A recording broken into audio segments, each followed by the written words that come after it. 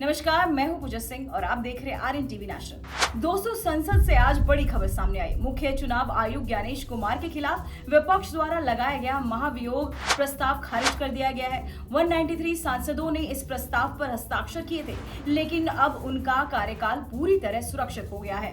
कि election commissioner कुछ भी करे, उन पर एक्शन नहीं लिया जा सकता है, उन पर कार्रवाई नहीं ली जा सकती है।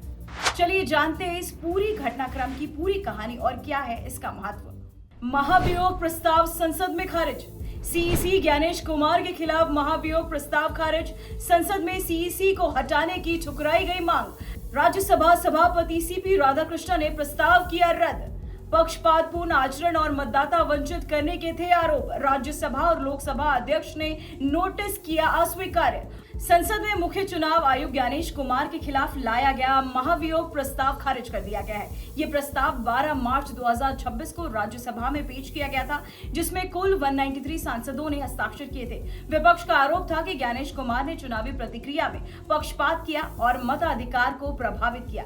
कांग्रेस नेता राहुल गांधी ने कहा कि प्रधानमंत्री ने ज्ञानेश कुमार के लिए कानून में बदलाव किया और अब इस कानून के तहत कोई भी कार्यवाही मुख्य चुनाव आयुक्त के खिलाफ नहीं की जा सकती। इस बयान के बाद विपक्ष में नाराजगी देखने को मिली और राजनीतिक बहस तेज हो गई।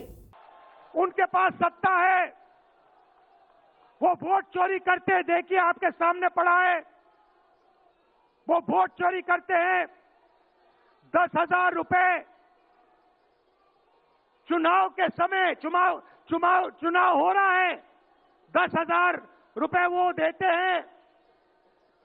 उनके इलेक्शन कमिश्नर है, जिनके नाम अभी प्रियंका जी ने लिए, मैं भी ले लेता हूं। Gyanesh Kumar, doctor Sukhbir Singh Sandhu, doctor Vivek Joshi. याद रखिए, ज्ञानेश कुमार, सुखबीर सिंह सांधू, विवेक जोशी।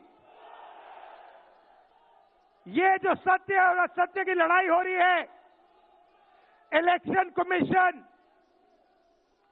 बीजेपी के सरकार के साथ मिलकर काम कर रहा है और इनको जितनी भी इम्यूनिटी देनी है दे दो।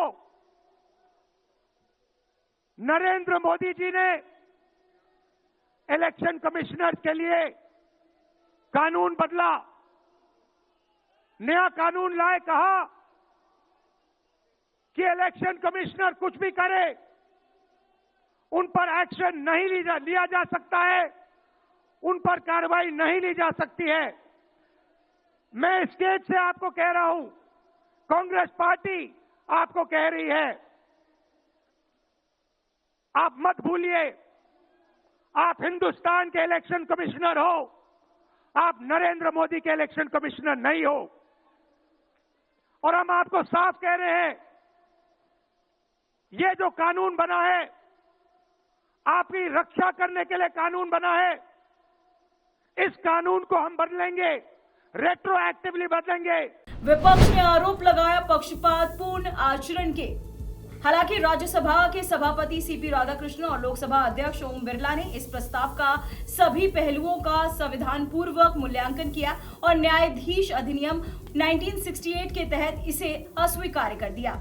इस निर्णय के बाद साफ हो गया कि मुख्य चुनाव आयुक्त का कार्यकाल जारी रहेगा और उनके खिलाफ कोई महाभियोग की प्रक्रिया आगे नहीं बढ़ेगी। ये कदम संविधान और चुनाव प्रक्रिया की स्वतंत्रता को मजबूत करने की दिशा में महत्वपूर्ण माना जा रहा है। सीईसी का कार्यकाल सुरक्षित, महाभियोग प्रस्ताव खारिज। विपक्ष ने बिहार और पश्चिम बंगाल में एसआईआर अभियान को लेकर सवाल उठाए थे और आरोप लगाया था कि कुछ वोटरों को वोट देने से वंचित किया गया। इसके बावजूद संसद के अध्यक्षों ने सभी आरोपों और नोटिस का निष्पक्ष मूल्यांकन करने के बाद इसे खारिज कर दिया। तो दोस्तों, ये निर्णय चुनाव प्रक्रिया की स्वतंत्रता, निष्पक्षता को बनाए रखने की दिशा में एक महत्वपूर्ण कदम है। मुख्य चुनाव आयुक्त ज्ञानेश कुमार का कार्यकाल अब सुरक्षित है और महाभियोग की कोई प्रक्रिया आगे नहीं बढ़ेगी। आपका क्या मानना है इस फैसले के बारे में? अपनी राय हमें कमेंट में जरूर बताएं और इस अपडेट के लिए जुड़े रहिए आरएन टीवी नेशनल के साथ।